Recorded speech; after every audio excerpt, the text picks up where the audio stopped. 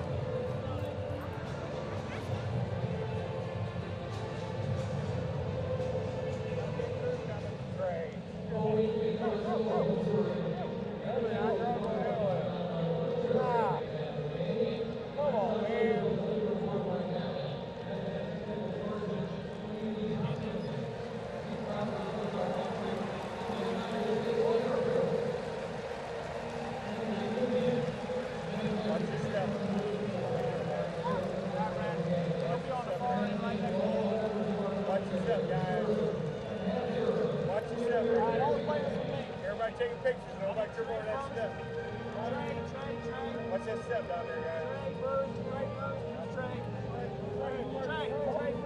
Watch the step down there, guys. JJ after him. Coming this way. Facing this way, guys. Watch your step down JJ there. after him.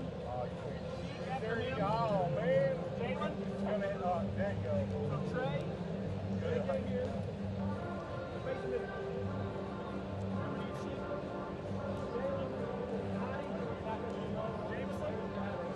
Jameson.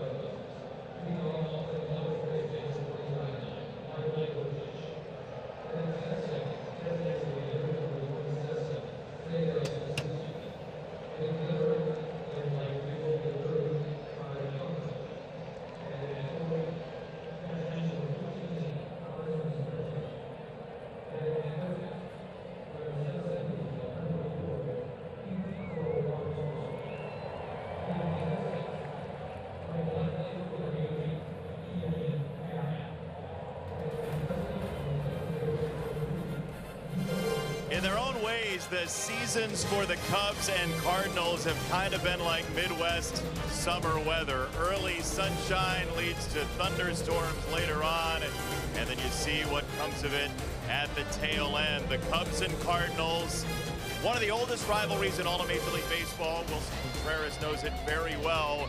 The Cardinals 4.5 back in the wild card, still trying to climb, but the Cubs are dealing with the hottest team in the majors right now. The Milwaukee Brewers, 71-44, 5 clear of the Cubs, who would like to get back into that race to be a possible 1 or 2 seed and get that bye out of the wild card round. Jason Benetti, John Smoltz along with you, and man, streaky season doesn't even begin to cover it around the majors, does it? No, it really doesn't. I mean, teams are letting other teams back in. Teams are running away with it.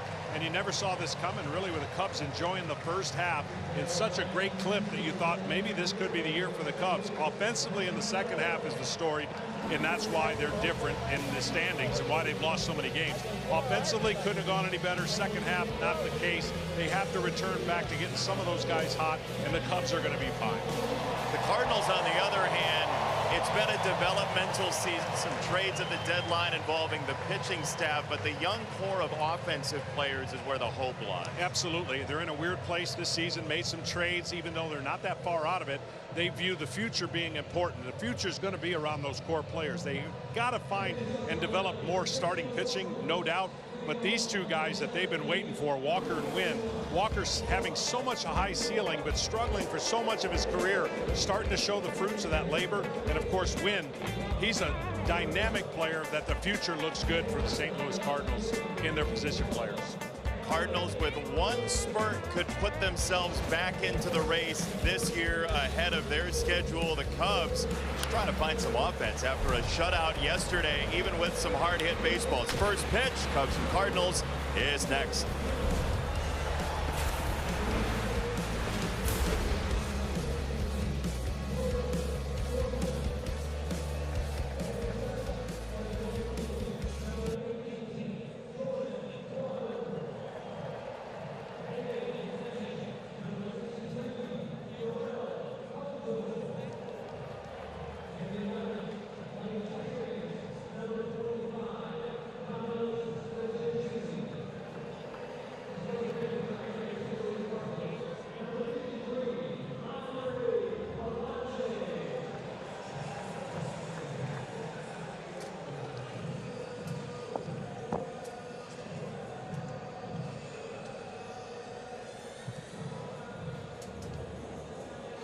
Three, 2, 1, 3, 2, 1, 3, 2, 1, 3, 2, 1. You good?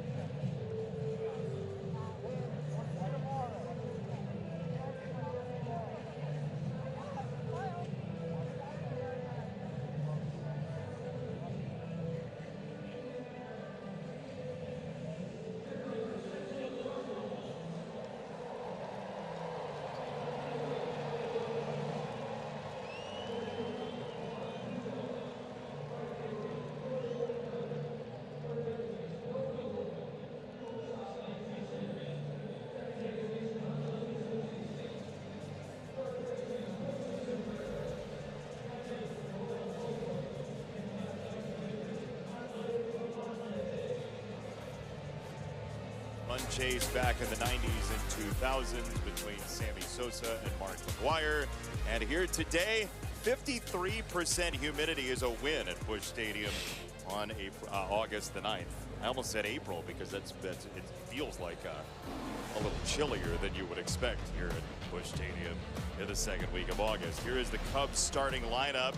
4th in the majors in home runs, 164 of them. Michael Busch has just worn out the Cardinals so far this year at 13 hits total. Seiya Suzuki, you heard the guys talk about it in pregame. Phenomenal year. Kyle Tucker trying to dig out of a recent tough stretch. Pete Crow Armstrong with that power surge this season. It's a lineup that's got some depth for this Cubs team as we take a look at Fox Foresight powered by Google Cloud. Pete Crow Armstrong, that's the chance to hit a home run, but Andre Palante is a ground ball dispenser. Yeah, they're figuring sooner or later Crow Armstrong's got to get back on track. He's struggling, so maybe the chances of today, strike thrower. Palante trying to keep it going for the Cardinals of late. They've had some pretty good recent success, taking down some pretty good teams. So won the first game. He's going to rely on 4 different pitches, and that 4-seamer throwing it inside a lot. He's going to try to get the barrel of the bat out of play for the Cubs in tonight's game. By the way, thanks to Google Cloud for powering those real-time insights. Here is the Cardinals defense, which according to certain metrics is top 5 in the league. You see Burleson, Nootbaar, and Walker in the outfield. Gorman, Wynn, Sajaci, and Contreras on the infield. Wilson Contreras improved over at first base, and Joel Pozo behind the plate, the free swinging catcher for the Cardinals. Here we go. Palante's first pitch is there. Strike 1. Bill Miller has the plate tonight, and 0-1 on Bush, who has hit 11 fastballs for Knox so far this year against the St. Louis Cardinals. We'll see how Palante pitches him in this first sequence. You look at the chart of where the hits have come from. He has hit mistakes all year against the Cardinals. Yeah, he's owned the zone, the middle of the zone. He hasn't been missing, and certainly against the Cardinals, they have not made enough good pitches against this young man to have that kind of damage against one team. Palante on 2 strikes. That is a 1-hopper, and Pozo just chests it down. It's a good way to start your Saturday evening for the catcher. Cubs fans are looking for anything good to happen right now. It's been a bad streak for the Cubs, but when they lose, they've been pretty good. 34-14 after a loss, so the bounce back ability is good for the Chicago Cubs. To right field. Should be extra bases for Bush here in St. Louis. The headlines write themselves. They sure do. That is a nice play on first. Certified by John Smoltz. A leadoff double. Well, he got another one in the middle of the zone, and breaking ball that hangs right there, and any good hitter keeps the barrel of the bat flat through the zone. And when you are having someone's number, you go to the plate with ultimate confidence, and I would say that he has that against the Cardinals. You mentioned the Cubs and the way they have bounced back. They have not lost 4 in a row all season long, which is quite the credit to Craig Counsell and the staff and this depth of the offense. Home runs fix a lot, but when they disappear, John, they tend to leave a gorge. Yeah, a lot of it also, you know, everyone talks about Colorado and the disadvantage for their team hitting at home and then going on the road. Well, the same can be true as he's poured in 2 strikes twice to 2 hitters now. Same can be said for the Chicago Cubs. They play at home where it's not the traditional blows out in the summer. The wind has been blowing in a lot. It impacts the offense at a negative way sometimes, and you get bad results. You get in a slump, and maybe it carries over on the road. So how do you then, if that's a piece of it, how do you get out of it? You got to trust the process, but that's the easiest way to say it. You're not getting results. You actually need bleeders. You know, we are in such a hard contact world.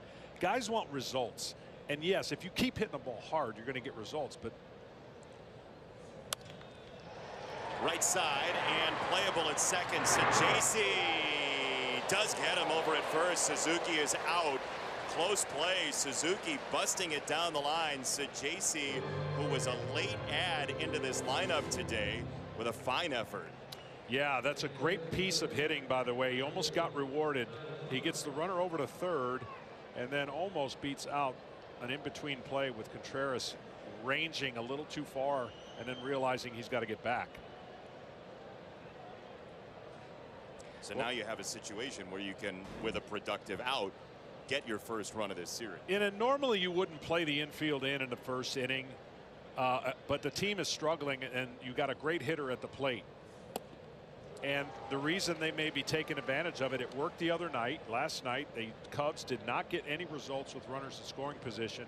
And this is where the stress builds on a team when your offense is struggling. This is basically ABC baseball in 20 years ago. Get them over, get them in, and that's Tucker's job right now. Here's the tough part about it, right? You look at the league numbers. When you hit the ball 100 miles an hour, league average is 405. Yeah. It feels great. It's supposed to work, right? Yep. And the numbers bear it out. That's Hall of Fame type numbers and beyond. Yes. But sometimes you're in a stretch where the 60% happens as well for everybody all at once. That is smoked to right. Tucker will take the RBI, and very quickly it is 1-0 Cubs. But the thing I don't understand, in the first inning, just increasing the odds of a struggling team to get a hit by bringing the runners in and really trying to, I don't know, maybe they're hoping that ground ball 61% that pitcher gives up. I just think you make hitters better. Now I understand a 6th and 7th inning, but first inning they chose to try to prevent the run early. It comes home on the Tucker RBI. Palante is part of it. I wonder if, you know, if Ollie Marmol were up here right now and we said, would you do that if it weren't Palante, but it were Probably the Cubs? not. Yeah. Probably not. You're right? exactly right. So they're relying on that sinking ground ball type percentage that you mentioned that he can give up. But he has been attacking the strike zone early on these first 4 hitters for the Cubs. Now Carson Kelly, who has been massively productive this year for the Cubs, and he has to bail out of the way of a heater. But that's what Palante has to do. 41% of his pitches, 49 actually, fastball inside. He doesn't have that fastball that has that late life or rise, so he has to get the illusion that the hitter, if he feels is diving, he's got to straighten him up inside. How often does he have to do that, do you think, John? More than most. Even within a sequence? Yes. So that pitch right there, which was maybe if it wasn't with the fastball in, that hitter could have been on that pitch and drove it. But just the thought of that pitch in to a hitter makes him a little bit more conscious of not diving out over the plate and getting a sinker away or a fastball away. And you can sense that from the batter in the box. Absolutely. And I like when they throw over to first. When they throw over to the first, the catcher's normally going to set up way inside so that the hitter gets to look at that. He goes, oh, he was set up inside, but it was a throw over to first. Right. Prime them for what they think's coming next. There goes the runner, Tucker. Throw down to second is not in time. Stolen base for Kyle Tucker. And pretty clearly the Cubs are going to use the run game tonight. Well, they're tired of not scoring, and they're going to push the envelope and take advantage of whatever they can with their personnel. This team has slugged surprisingly well, second in the NL. Right side, that's a knock. It's on the ground. Carson Kelly. And the Cubs will sit at first and third. Kelly now is going to peel away. He's on his way to second. Here comes the run with Tucker. He's in there. What awareness from both runners, and the Cubs steal a run. Well, I'm pretty sure that Contreras thought he had the ball in his glove the whole time and is slow to figure it out. A former catcher, of course, with a different glove. I'm not saying that the feel is going to be all that much difference, but this was a harmless play, a cutoff, almost executed perfectly, and then when it scoots through, he doesn't react, and he's a little too slow to reacting, not knowing where that ball is. There was no reaction for a time, and if you're a Cub fan, by the way, you're sitting at home, you're like, this is the team that feels like, especially with 5 coming up against the Brewers in a series, this is the type of offense that you're used to. Yeah, and this is if you're the Cardinals, you're like, you can't afford to play this kind of baseball with the pitching you've had all year. Now that puts a lot more pressure on your offense.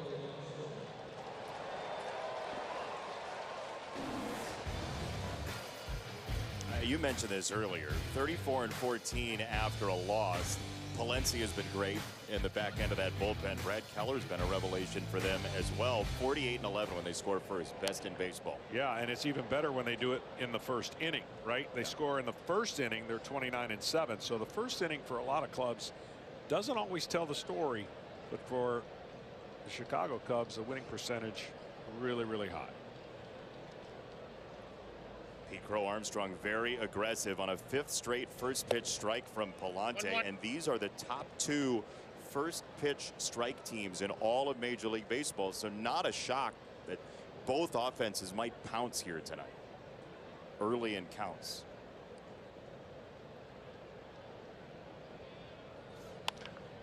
On the ground to first base, Contreras on the feed. Palante covers.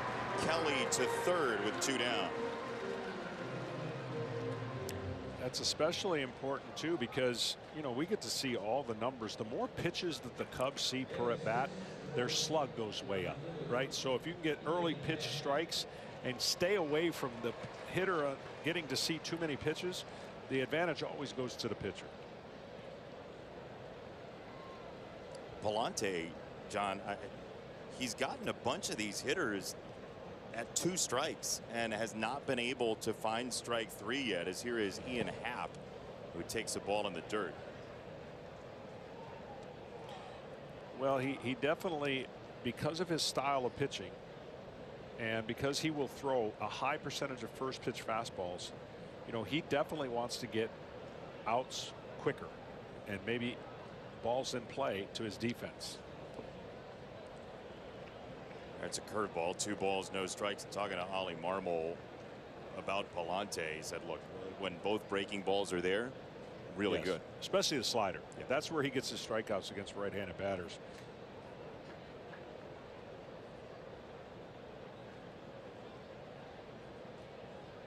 Two and 0 to Happ, batting lefty, and he takes off the plate away. The crowd with a bit of a murmur. 3-0 on Ian Happ, who's got 16 home runs to his name this year. Kelly at third, 2 down. A lot of contact in this first inning for the Cubs. That's been the lay of the land for Palante all year. He's a contact pitcher in an era where everybody's hunting strike 3. Yeah, and there's a place for it, though, because he's going to stay healthier than the blow it out, throw it as hard as you can guy that everyone loves the stuff of that pitcher, and I get it. Oh, Ian Happ talking about Anaheim's hockey team, possibly. 2 in the inning, thanks to the legs of Kyle Tucker on the back end, ahead of the throw for a 2-0 Cubs lead.